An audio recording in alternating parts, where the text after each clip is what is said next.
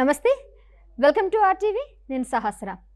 Intermediate అయిపోయింది. Next BCom చేయాలా లేకపోతే ఇంజనీరింగ్ చేయాలా, ఏ కోర్స్ తీసుకుంటే ఎలాంటి కెరియర్ ఉంటుంది, ప్లేస్మెంట్స్ ఎలా ఉంటాయి, ఇంజనీరింగ్ చేసిన స్టూడెంట్స్ చాలామంది ఉన్నారు, స్టిల్ ప్లేస్మెంట్స్ లేవని ఒక కన్ఫ్యూజన్లో ఉన్నారు. కొన్ని డిగ్రీ చేస్తే అప్పుడైనా బాగుంటుందా, ఇలాంటి కన్ఫ్యూజన్స్ అంతా కూడా ఈరోజు చెక్ పెట్టడానికి ఈరోజు ప్రస్తుతం మనతో పాటు ఉన్నారు admission director Uttaranchal university Dehradun నుంచి.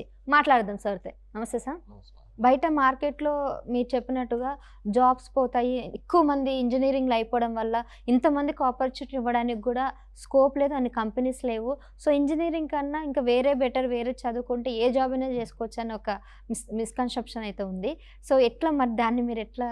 అట్లా ఏమి ఉండదు మేడం. ఓకే, పాయింట్ నెంబర్ 1 ఏంటంటే మీరు ఒక మంచి యూనివర్సిటీలో జాయిన్ అవ్వారా లేదా అనేది ఫస్ట్ థింగ్ చూసుకోండి. అంటే ఒక ఇయర్ ఎగ్జామ్ పాస్ అయ్యి బయటకు వచ్చేసరికి చాలా మంది ఇంజనీరింగ్ స్టూడెంట్స్ అంతా కూడా, నిరుద్యోగులు అంతా కూడా బయట ఉన్నారు సార్. 100కి 200% ఉన్నారు మేడం. బికాస్ వాళ్ళకి ఏంటంటే ప్రాపర్ మానిటరింగ్ లేదు, వాళ్ళ స్కిల్ని ఎన్హాన్స్ చేయలేదు.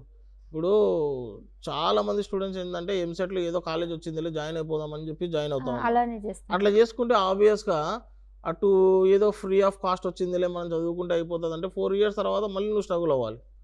దానికంటే ముందే కొంచెం రిస్క్ అయినా కానీ కొంచెం ఒకవేళ ఇన్వెస్ట్మెంట్ పెట్టుకోగలిగితే లేదా లోనో ఏదో ఒకటి తీసుకొని 4 yearsలో తను మంచి యూనివర్సిటీకి చదువుకున్నాడు అనుకోండి, 4 years తర్వాత తన కెరీర్ సెటిల్ అవుతుంది.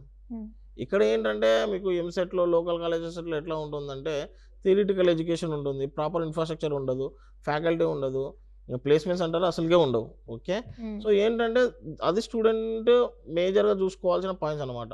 ప్లేస్మెంట్స్ ఉన్నాయా లేదా, ప్రాపర్ ఇన్ఫ్రాస్ట్రక్చర్ ఉందా లేదా, ఎడ్యుకేషన్ బాగుందా లేదా, ఫ్యాకల్టీ ఉన్నారా లేదా. ఓకే, ఈ పాయింట్స్ మీద స్టూడెంట్ అనేది కాన్సన్ట్రేట్ చేసుకొని చూసుకోవాలి మేడం. రైట్. ఇప్పుడు సౌత్ నుంచి స్టూడెంట్స్ నార్త్కి రావాలంటే ముఖ్యంగా ఆలోచించేది అంటే ఫుడ్ విషయం అండ్ అలాగే అక్కడ ఉన్నటువంటి వాతావరణ విషయం.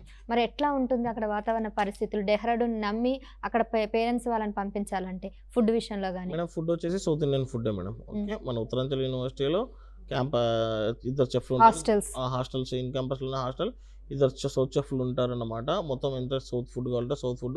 If in case student north food తినాలనుకుంటే నార్త్ ఫుడ్ అయినా తినవచ్చు. So that won't be an issue అనమాట. సో ఫుడ్ పరంగా ఏం ప్రాబ్లం ఉండదు. అకామిడేషన్ యాజ్ ఇఫ్ నేను చెప్పాను కదా, ఇన్సైడ్ ద క్యాంపసే హాస్టల్ అనమాట. సో ఏదన్నా కానీ మేము ప్రాపర్ మానిటరింగ్ ఉంటుంది, స్టూడెంట్కి అప్డేట్ చేస్తూ ఉంటాం, పేరెంట్కి అప్డేట్ చేస్తూ ఉంటాము. సో ప్రాబ్లం ఉండదు మేడం. ఇంకొకటి ఇన్ క్యాంపస్లోనే వీళ్ళకు కల్చరల్ యాక్టివిటీస్, స్పోర్ట్స్ అవి ఇవి జరుగుతూనే ఉంటాయి కాబట్టి స్టూడెంట్కి ఎక్కడా కూడా క్యాంపస్ లైఫ్ బోరింగ్ అనేది ఉండదు. చాలా థ్రిల్లింగ్గా ఉంటుంది, చాలా వైబ్రెంట్గా ఉంటుంది. స్టూడెంట్ మంచిగా 4 years ఇన్ క్యాంపస్లో చదువుకుంటాడు, ప్లేస్మెంట్ అయ్యి వెళ్తాడు. ఇంకా కొంతమందికి ఈ కొన్ని కాలేజెస్ పెట్టే ప్రెషర్స్ వల్ల మానసికంగా చాలా ఇబ్బంది పడుతున్న న్యూసెస్ కూడా చాలా చూస్తున్నాం. పేర్లు వద్దు కానీ కాలేజెస్లో బాగా చదివించి వాళ్ళు చదువు మీద చాలా ప్రెషర్స్, మార్క్స్, స్కోర్స్ ఇట్లా అంటున్నారు కదా, మరి దాన్ని మీరు ఎట్లా అధిగమిస్తారు? This is one question madam. This one very important question. దీనికి నేను ఎట్లా ఆన్సర్ చేయగలుగుతానంటే, ఉత్తరాంచల్ యూనివర్సిటీలో వేరే యూనివర్సిటీస్లో ఎట్లా ఉందనేది నేను ఐ కాంట్ వాళ్ళ పైన అదే వేరే యూనివర్సిటీ పేర్లు నేను చెప్పదలుచుకోలేదు. And I can't blame them also. Engineering అనేది it's about experiencing industrial world అండి. అంటే 4 walls ఆఫ్ ఏ క్లాస్ రూమ్లో మీరు ఇంజనీరింగ్ అనేది డిసైడ్ చేయలేరు. సో మేము ఏం చేస్తామంటే half day classes, half day practicals పైన ఫోకస్ చేస్తాము. స్టూడెంట్కి ఎక్కడ ఇంజనీరింగ్ పైన బోర్ ఉండదు. ఇంకొకటి స్టూడెంట్కి ఎప్పుడు ఫిజికల్ అంటే మీరు చెప్పినట్టు ఈ మానసిక ఒత్తిడి, ప్రెషర్స్, ఈ స్ట్రెస్ ఎప్పుడు వస్తాయంటే స్టూడెంట్కి మనము ఫర్దర్గా ఇంజనీరింగ్ చేస్తున్నాము, మనకు జాబ్ వస్తుందో లేదో అన్న పాయింట్ మీద ఇవన్నీ భయాలు వస్తాయి. విత్ ద డే ఫస్ట్లోనే మనం ఏంటంటే స్టూడెంట్కి వీటిపైన అన్నిటిపైన మేము కౌన్సిలింగ్ ఇస్తాం. ఇంజనీరింగ్ ఎట్లా ఉంటుంది, ఓకే, జాబ్స్ ఎట్లా ఉంటాయి, మార్కెట్ ఎట్లా ఉంటుంది. సో ఇది need not worry. Even though if ఇంజనీరింగ్లో లేకపోయినా కానీ వాళ్ళకి ఏదో ఒక కంపెనీలో ఏమంటారు నాన్ ఐటీ దాంట్లో కూడా మేము ప్లేస్ చేస్తాం. అది కూడా మంచి ప్యాకేజ్, 8 lakhs, 12 lakhs, 13 lakhs మంచి కంపెనీస్ ఉంటాయండి. సార్ ఇప్పుడు 100% ప్లేస్మెంట్ ఇస్తారని మీరు అష్యూరెన్స్ ఇస్తున్నారా? 100% అనేది మేడం ఐఐటీస్లో కూడా కుదరదు మేడం. అది మరి అదే నేనేమంటున్నాను, డెఫినెట్లీ మేము ఏం చేస్తాము, మీకు 4 years స్కిల్ అనేది నేర్పిస్తాము. 4 years కంపెనీస్ని మీ దగ్గర 4 yearsలో 4th yearలో మీకు దగ్గర కంపెనీస్ని చూపిస్తామన్నమాట. At the end of the day మీరు 4 years ఏదైతే మీరు చదివారో అది ఆ ఇంటర్వ్యూలో మీరు గిన పర్ఫామ్ చేయగలుగుంటే మీ కంపెనీ అనేది ప్లేస్మెంట్ ఇస్తుంది. 100కి 100% ప్లేస్మెంట్ అనేది పాసిబిలిటీ కాదు. ఎందుకంటే స్టూడెంట్కి ఫర్ ఎగ్జాంపుల్ ఇప్పుడు గూగుల్ లాంటి కంపెనీ ఉంది, 75% క్రైటీరియా 7.5 CGPAతో మిమ్మల్ని రిక్రూట్ చేయాలని వస్తుంది. స్టూడెంట్కి 5-6 పాయింట్స్ ఉంటే ఎట్లా రిక్రూట్ చేస్తుంది చెప్పండి. సో కొన్ని ప్లేస్మెంట్స్కి కొన్ని జాబ్స్కి ఎట్లా ఉంటుందంటే టర్మ్స్ అండ్ కండిషన్స్ అప్లైబుల్. వాళ్ళ దగ్గర స్కిల్ ఉండాలి, కమ్యూనికేషన్ అనేది ఉండాలి, CGPA పర్ఫెక్ట్గా ఉండాలి. ఈ పాయింట్స్ అనేవి డెఫినెట్లీ డిఫైన్మెంట్ చేస్తాం మేడం. సార్ జనరల్గా ఇంజనీరింగ్ చేయాలంటే మన ఇండియాలో 6 lakhs నుంచి 60 lakhs పెట్టే యూనివర్సిటీలు కూడా ఉన్నాయి. కానీ ఎవరి స్తోమతను బట్టి వాళ్ళు పెట్టుకుంటారు. హైదరాబాద్ అంటే తెలుగు రాష్ట్రాల్లో ఏ స్టేట్కి తగ్గట్టు వాళ్ళకి స్కాలర్షిప్స్ ఇవ్వడం గవర్నమెంట్ అంతా చేస్తుంది. కానీ మీ యూనివర్సిటీలో చదవాలంటే మరి స్కాలర్షిప్ ఛాన్స్ ఉంటుందా లేదా, ఎడ్యుకేషన్ లోన్కి వెళ్ళాలా, అసలు ఫీజ్ స్ట్రక్చర్ ఎలా ఉంటుంది, ఈ భయాలు కూడా ఉంటాయి కదా, దానికి ఏం చెప్తారు? మేడం, ఇండియాలో మీరు చెప్పినట్టు ఒక యూనివర్సిటీ తీసుకుంటే 4 lakhs నుంచి 60 lakhs 70 lakhs వరకు కూడా ఉన్నాయి మేడం. ఓకే, మీరు అబ్రాడ్ వెళ్ళినా కానీ 30-40 నుంచి ఒక 80 lakhs 1 crore వరకు కూడా ఉన్నాయి మేడం. ఓకే, సో ఇండియాలో ఏంటంటే బేసికలీ ఒకటి యూనివర్సిటీ కేటగిరీ పేమెంట్ వరకు వస్తే యూనివర్సిటీ కేటగిరీలో కొంతమంది జాయిన్ అవుతారు. కొంతమంది కాలేజ్లోనే ఏమంటారు డొనేషన్స్ కట్టి సీట్ తీసేసుకుంటారు అన్నమాట. సో చాలామంది పేరెంట్స్కి ఏంటంటే ఒక ఇంపార్టెంట్ క్వశ్చన్ రైజ్ అవుతుంది, నేను ఇంజనీరింగ్లో మన స్టూడెంట్కి మన అబ్బాయికి మనం ఎంతవరకు ఇన్వెస్ట్ చేయగలుగుతామని చెప్పేసి. ఈ క్వశ్చన్కి ఆన్సర్ ఏంటంటే ఇట్స్ అబౌట్ యూ, మీరు ఎంతైనా ఇన్వెస్ట్ చేసుకోవచ్చు, మీ దగ్గర ఉన్నంత ఇన్వెస్ట్ చేసుకోండి. But the thing is that student చదివే క్యాలిబర్ ఉందా లేదా మీరు అంత పెడితే, ఇది మీరు పక్కా ఫోకస్ చేసుకోండి. ఓకే, మీరు ఎంతైనా పెడతారు కానీ మీకు student at the end of the day మీకు దానికి బట్టి రిజల్ట్ ఇస్తున్నాడా లేదా అనేది మీకు దగ్గర నాలెడ్జ్ లేకుంటే ఆ మొత్తం అమౌంట్ తీసుకుపోయి మీరు దాన్ని ఏదో అంటారు చూడండి, దానిలో కలిపినట్టే, నీళ్ళలో పోసేసినట్టే. ఓకే, సో కలిపిన పన్నీర్ అంతే మేడం. ఎందుకంటే మీరు ఏదో మీ దగ్గర అమౌంట్ ఉందని పెట్టేసినారు అనుకోండి, 4 years తర్వాత స్టూడెంట్ దాంట్లో ఒక అవుట్పుట్ లేకుంటే ఏం చేస్తారు చెప్పండి. సో ఇట్లా చాలామంది పేరెంట్స్ ఉన్నారు మేడం, 60 lakhs 70 lakhs ఇండియాలో కట్టేవాళ్ళు. నేను యాజ్ ఇఫ్ నా మీరు ఇంజనీరింగ్కి ఓవరాల్గా ఎంత పెట్టవచ్చు అని అడిగితే 10 to 15 lakhs పెట్టవచ్చు madam. 10 to 15 lakhs including hostel accommodation. Okay, ఎందుకంటే ఓవరాల్ నేను డేటా చూస్తున్నాను కదా, ఇండియాలో ఈ 10 to 15 lakhs పెట్టిన యూనివర్సిటీస్ నుంచి కూడా స్టూడెంట్స్ మంచి కంపెనీస్లో ప్లేస్మెంట్ అయిన వాళ్ళు ఉన్నారు. 60 lakhs 70 lakhs పెట్టినా కూడా అదే కంపెనీస్లో ప్లేస్ అయిన వాళ్ళే ఉన్నారు. ఓకేనా మేడం. సో ఇక్కడ ఏంటంటే మళ్ళీ నెక్స్ట్ ఇంకో క్వశ్చన్ ఏంటంటే, మీరు ఉత్తరాంచల్ యూనివర్సిటీలో స్కాలర్షిప్స్ ఎట్లా, ఇక్కడ స్కాలర్షిప్స్ ఎట్లా.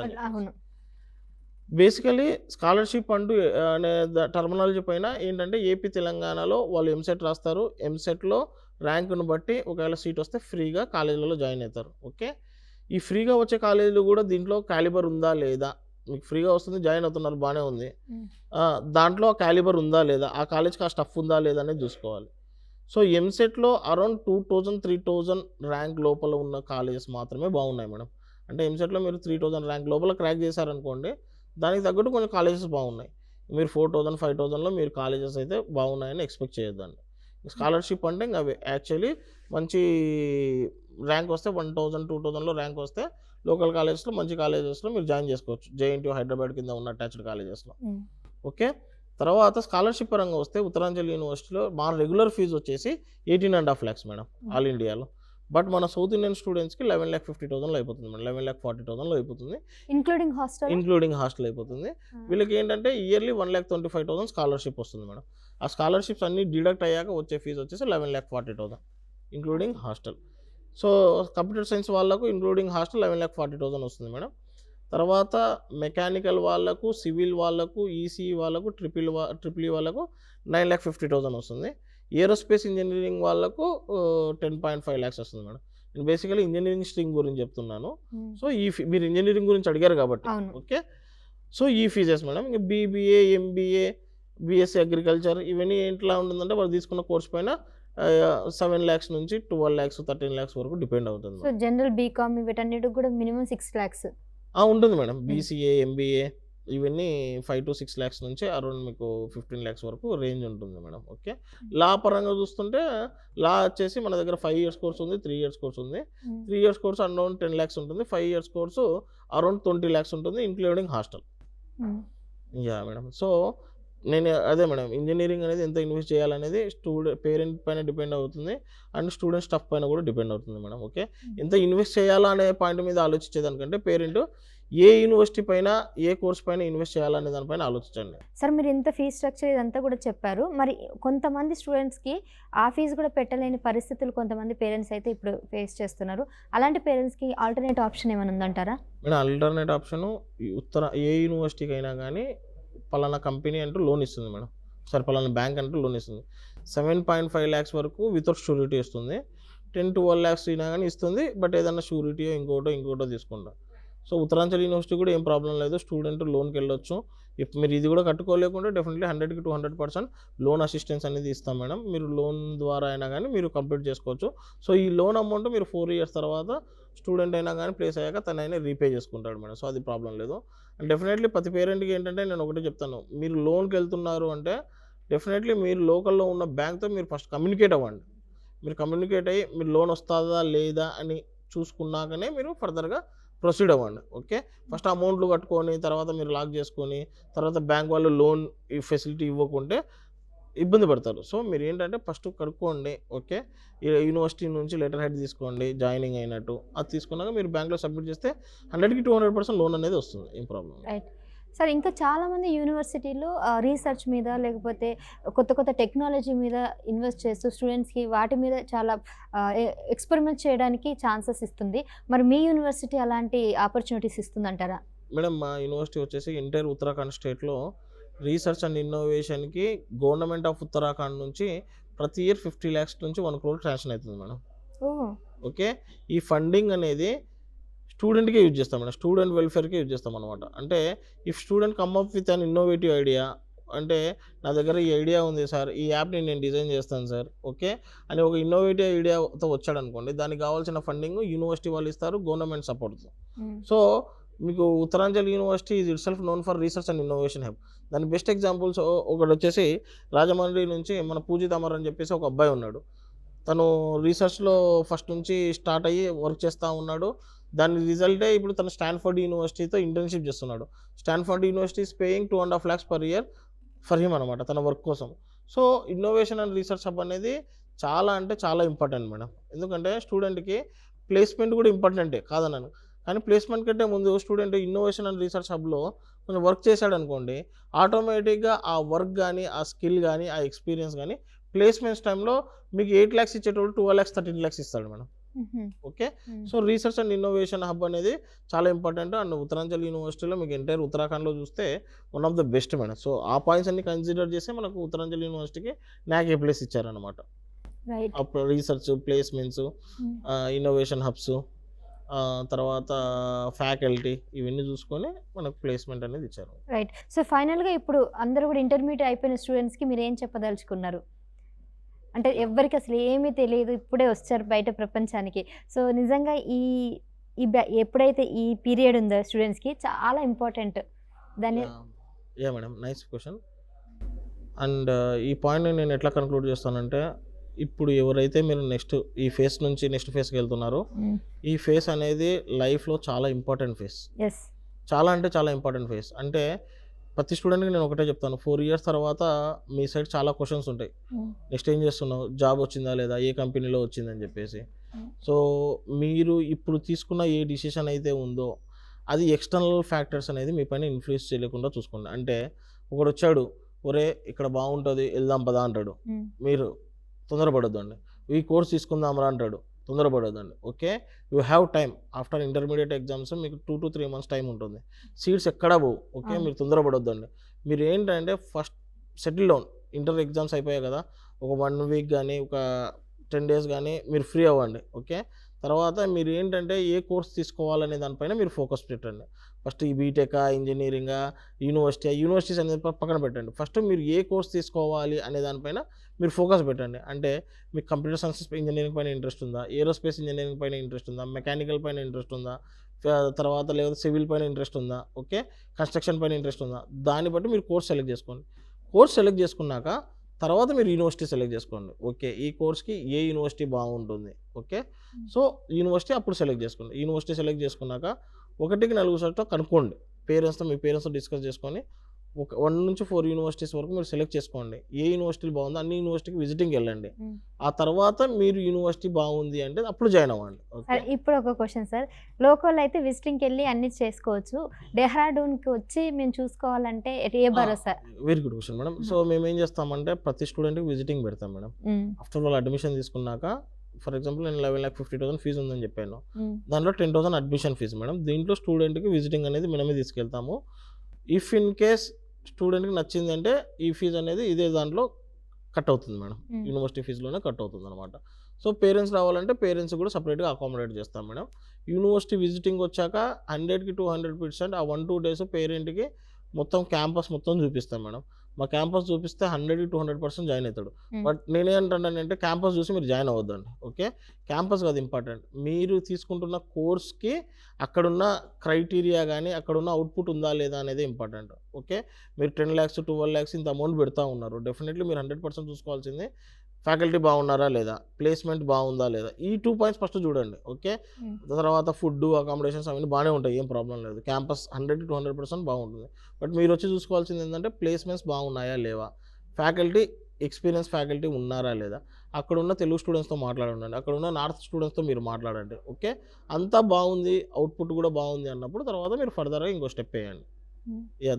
ఇప్పుడు మీకు కట్టిన ఫీజు ఒకవేళ మాకు నచ్చలేదు అని అనుకుంటే మేడం, మాకు విజిటింగ్ రాకుంటే స్టూడెంట్కి ఏ స్టూడెంట్కి అయినా కానీ 100% రిఫండబుల్ ఉంటుంది మేడం. విజిటింగ్ వస్తే మాత్రము ట్రైన్ చార్జెస్ ఏవైతే ఉన్నాయో అవి కట్ చేసుకుని మిగతా అమౌంట్ రిఫండ్ ఇచ్చేస్తాం. సో ఏదైతే ఉందో ట్రైన్ చార్జెస్ వాళ్ళకు విజిటింగ్ మాత్రమే కట్ చేస్తాం మేడం. ఓకే, సో జస్ట్ వాళ్ళ చార్జెస్ మాత్రమే ఉంటుంది, బట్ రిమైనింగ్ మాత్రం you refund. That's good idea actually. Sir, ప్రతి తల్లిదండ్రులకి వాళ్ళ పిల్లలు ఫారెన్లో సెటిల్ అవ్వాలి, ఫారెన్లో జాబ్ చేయాలని ఒక కళ. మరి ఇక్కడ చదువుకున్నటువంటి స్టూడెంట్స్కి ఫారెన్లో ఆపర్చునిటీస్ ఎంత రీచబుల్ ఉంటుంది మీ యూనివర్సిటీ? నేను చెప్పాను కదా స్టార్ట్స్ యాజ్ ఇఫ్ నౌ మన యూనివర్సిటీ నుంచి దగ్గర 1,500 స్టూడెంట్స్ అబ్రాడ్లో జాబ్స్ చేస్తూ ఉన్నారు madam. Germany, UK, US, Canada, Netherlands, Ireland, so different కంట్రీస్లో చేస్తున్నారు.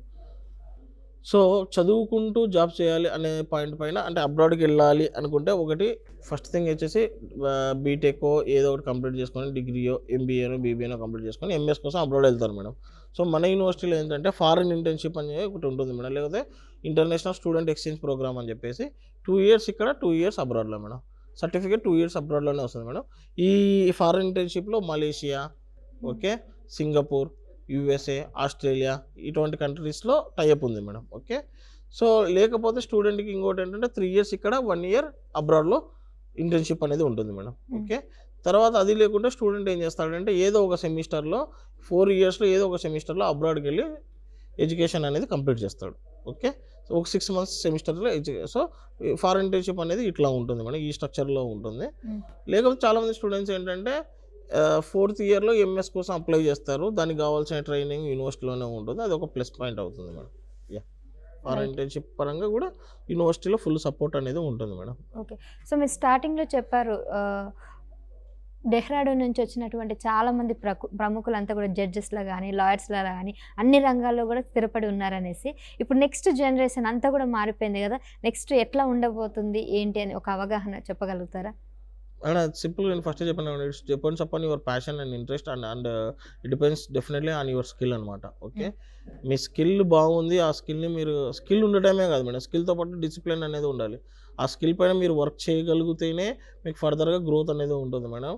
సో మార్కెట్లో చాలా ఫ్లక్చుయేషన్స్ ఉంటాయి, ఏ కోర్స్ బాగుంటుంది, ఆ కోర్స్ బాగుంటుంది, ఏ జాబ్ ఉండదు, ఆ జాబ్ బాగుంటుంది, అట్లాంటివన్నీ మీరు బిలీవ్ చేయొద్దండి. Simple thing, believe in your self and believe on your skill. And మీరు ఏదైతే ప్యాషన్తో మీరు వర్క్ చేస్తున్నారో ఆ వర్క్ అనేది మీరు ఈ 4 years కంటిన్యూ చేయండి. Rest of the life everything will be in your hand. Okay, ఈ 4 years మీరు కష్టపడ్డారు అనుకోండి, రెస్ట్ ఆఫ్ ద లైఫ్ హ్యాపీగా ఉంటారు. ఈ 4 years కింద మీరు హ్యాపీగా లైట్ తీసుకున్నారనుకోండి, రెస్ట్ ఆఫ్ ద లైఫ్ మీరు కష్టపడతారు. సింపుల్ థింగ్ అండి. ఇంకా దీనికి మీరు జాబ్స్ లేవు అవి ఇవి అని చెప్పేసి కారణాలు పెట్టుకోవద్దండి. సింపుల్గా మీ స్కిల్ ఏదైతే ఉందో అది ప్యాషన్తో వర్క్ చేయండి అనేది నా simple suggestion. Right, exactly. So చూస్తారు కదండి, ఏ విద్యకైనా ఖచ్చితంగా గురువు అవసరం అనేది మనం ఇక్కడ తెలుసుకోవాల్సిన విషయం. అయితే గురువు ఎలాంటి గురువును ఎంచుకోవాల్సిన ఆలోచన మీ చేతుల్లోనే ఉంది. సో మనం ఏ స్టెప్ వేయాలన్నా కూడా ఇక్కడ నుంచి ఆలోచన మొదలు పెట్టాలి. ఒక్కసారి కరెక్ట్ డెసిషన్ తీసుకుంటే మీ భవితకు మీ భవిష్యత్తుకు మంచి మార్గం ఏర్పడైతే అవకాశం ఉంది. ఒకసారి మీరు కూడా కన్సల్ట్ అవ్వండి. ఇక్కడ కింద నెంబర్స్ కూడా స్క్రోల్ అవుతున్నాయి. కాల్ చేయండి, వాళ్ళకి డీటెయిల్స్ అడగండి. ఇంకేన్ని సందేహాలు ఉన్నా, ఎటువంటి డౌట్స్ ఉన్నా కూడా డెఫినెట్గా మాకు కాల్ చేయండి. సో అవన్నీ కూడా అడ్మిషన్కి సంబంధించి లేకపోతే కాలేజ్కి సంబంధించిన టీం అంతా కూడా మీకు ఎక్స్ప్లెయిన్ చేస్తారు. Thank you so much sir. Thank you ma'am.